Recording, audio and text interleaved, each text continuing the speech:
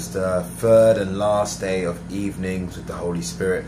It's an event we put on here in the Philippines in different churches where you have an encounter with the Holy Spirit. It's an evening with the Holy Spirit. Today was extra special.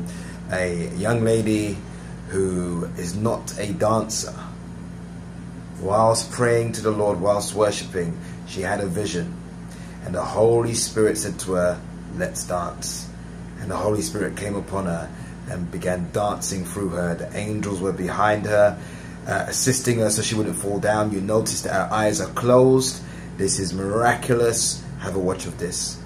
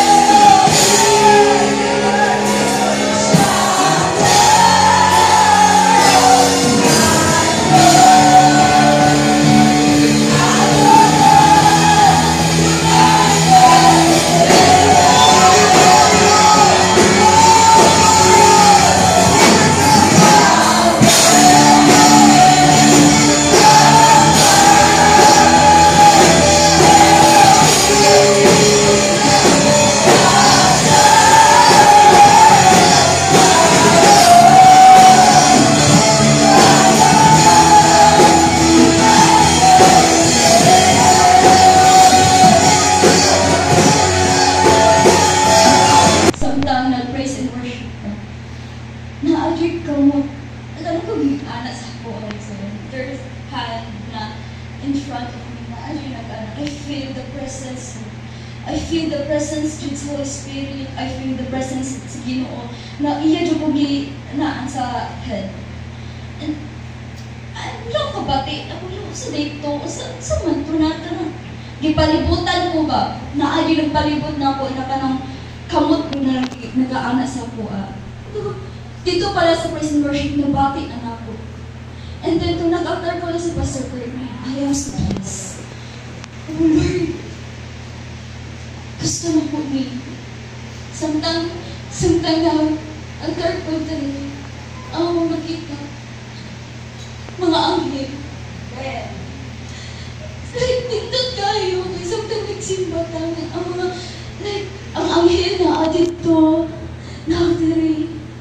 Na yung mga anghel sa, na yung mga angel na nagdagan, nagpalibot na ito, nagdalaog, flag na puti, na yung giana-ana, nagdagan-dagan siya, nagdagtoyot siya dito ang may sono.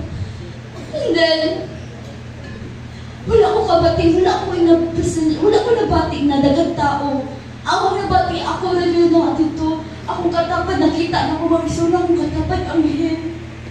And then, nari ang Ginoo. Yari yun, ana ang Ginoo, marisula. Ana ang Ginoo, nagtapata ko kay Kalipay ang Ginoo. Nakita niya ang ihang mga anak. Ang mga anak, nag-ipay, nag-himaya sa tumuhin na Diyos. And then, kung nagluhod na ko may soul, ang Holy Spirit na kayo na ko, tindog. Tindog dara, tindog. Pag tindog na ako, pagkanta itong manifest, ako ang duha kapalig manisoon, init kaayo, as in, nagpalibot ang akong palad yung kainit, wala ko kabalo sa gikan ang kainit. Samtang naghanap ko, nilagin sayo ta. Holy Spirit, sayo, dili na ako magpungan, akong lawas. Wala ko kabalo kung sa akong gibuhat dyan mga igsoon. Ang ako anong nahit, ako lang yung duman, misayo ko, kauban ang himaya sa Ginoo. Sayo ko, kauban ang Ginoo, misayo ko na ang Holy Spirit na nagkasayo na ako. Mauwa dyan ako, nabati ko kabalo kung napunsa ko daraa.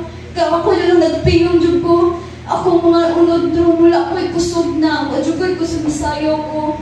Luya kay po rin din. Nainagagunit mo ko, partili na ko matumba. Kaya ko, wow, Lord.